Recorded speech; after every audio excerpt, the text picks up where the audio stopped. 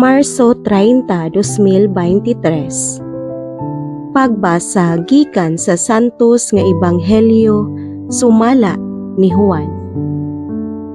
Miingon si Jesus ngadto sa mga Hudeyo, "Sultihan ko kamo, ang magtuman sa akong gisulti dili gayud mamatay." Ang mga Hudeyo miingon kaniya, "Karon natino na gayud namo nga giyawaan ka. Si Abraham ug ang mga propeta nangamatay. Apan nag-ingon ka, ang magtuman sa akong gisulti dili gayud mamatay.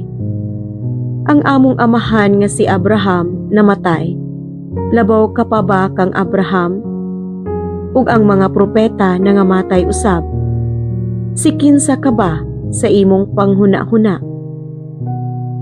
Si Jesus mitubag, "Kun pasidunggan ko ang akong kaugalingon, walay bili ang akong dungog.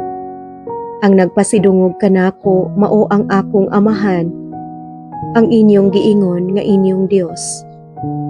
Wala kamo makaila kaniya, apan nakaila ako kaniya.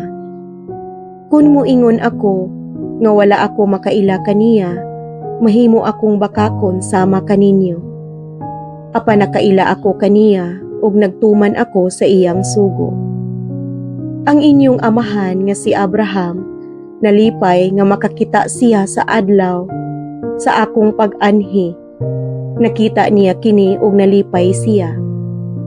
Ang mga Hudeyo miingon kaniya, "Wala ka pa gani kalim-an ka tuig ug nakita mo na si Abraham?" Si Jesus mitubag, "Sultihan ko kamo, wala pa gani matawo si Abraham, ako mauna." Og namunit silag mga bato aron siya ilang batuon. Apan mitago si Jesus ug mibiya sa templo. Ang Ebanghelyo sa Ginoo. Daygon ko ikaw, O Kristo.